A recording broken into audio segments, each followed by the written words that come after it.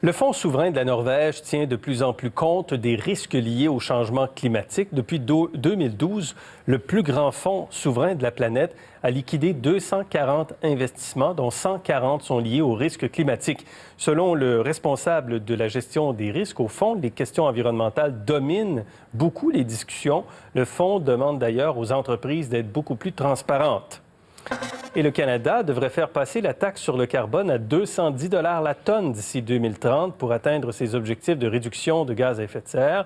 C'est la conclusion de la Commission de l'écofiscalité du Canada. Actuellement, la taxe s'élève à 23 $ la tonne. C'est 3,5 cents sur le litre d'essence.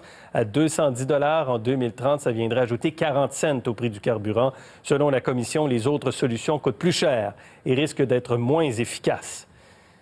Cela dit, il y a d'autres solutions quand même, et il y a notamment l'investissement responsable qui peut participer à la réduction des émissions de gaz à effet de serre. Hervé Guèze est notre invité. Il est directeur des gestions à Mirova, qui est une filiale du géant de l'investissement Natixis. Monsieur Guèze, bonsoir. Bonsoir. Mirova, consacré à 100 % aux investissements responsables?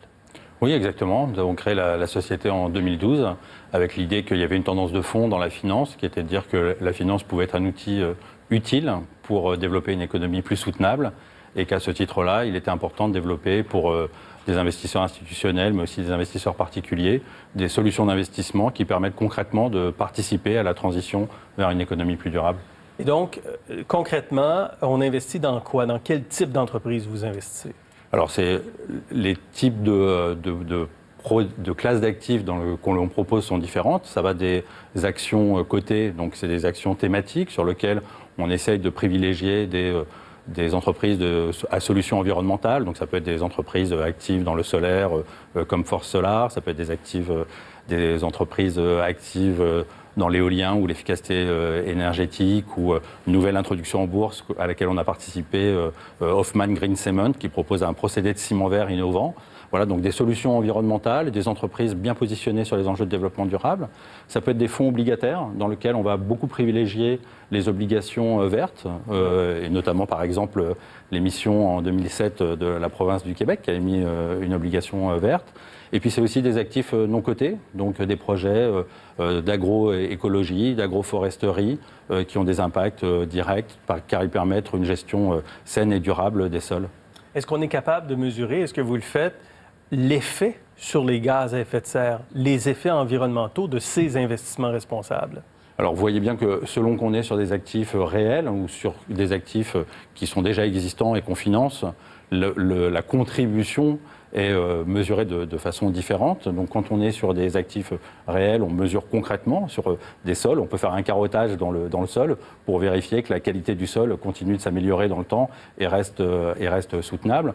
Quand on est sur des actifs cotés, cotés en bourse, ce qu'on mesure, on va mesurer le bilan carbone de chacune des entreprises dans lesquelles on investit, à la fois leur impact sur l'économie, sur le climat, puisque toute activité humaine et toute entreprise a un impact négatif, si on veut, en termes d'émissions de gaz à effet de serre. Mais ce qui est important, c'est qu'aussi, il y a beaucoup d'acteurs qui développent des solutions et on essaye de mesurer leur impact positif. Et donc, pour chacun des investissements qu'on fait, chacune des solutions d'investissement qu'on fait, on s'assure que nos stratégies sont alignées avec un objectif climatique cohérent avec celui qu'on s'est donné à l'accord de Paris, un objectif de maximum de degrés. Et un objectif de réduire les émissions de gaz à effet de serre. Exactement. Le grand message, c'est qu'il va falloir basculer vers un peu moins d'énergie fossile, si je schématise, pour faire un peu plus d'énergie renouvelable et d'efficacité énergétique. Parce que quand on regarde les grands portefeuilles du monde, on parlait des fonds de pension ou des fonds souverains, la grande majorité de ces fonds-là ont des investissements qui vont mener dans les faits, là, si ça se poursuivait comme ça, à une augmentation de 4 à 5 degrés Celsius. C'est du réchauffement de la planète, c'est quand même incroyable. C'est une tendance qu'il faut effectivement corriger, c'est que beaucoup d'investissements se sont faits et se font de plus en plus en suivant, j'allais dire un peu aveuglément, les grands indices que vous commentez d'ailleurs régulièrement, mais qui sont effectivement le reflet de l'économie un peu passée. Et il est important qu'on regarde aussi ce qui se développe en dehors de ces indices, quelles sont les nouvelles solutions innovantes et comment on ne suit pas aveuglément, on ne repose pas tout l'effort de transformation de l'économie sur les entreprises qui sont dans ces indices, mais qu'on a une allocation de capital plus efficace et qui permet le développement de nouvelles solutions. Mais est-ce qu'il faut donc investir de façon plus radicale? Est-ce que de s'éloigner de ces indices traditionnels qui nous mènent à 4-5 degrés Celsius de plus pour revenir à 1,52 et aux objectifs de Paris, est-ce que c'est un changement radical d'investissement? Alors, c'est en grande masse, ce n'est pas si radical que ça. Si vous regardez les grandes masses économiques, on aurait besoin, globalement, on a financé dans les 20 dernières années, si je schématise, à 70% des énergies fossiles et à 30% des énergies renouvelables et l'efficacité énergétique. On en est aujourd'hui à 50-50 et il faudrait faire 30-70 dans l'autre sens. Le problème, c'est que dans un indice traditionnel, bien souvent, la partie énergétique qui est cotée, elle pèse environ 10% d'un indice et elle est quasi exclusivement composée d'énergie fossile.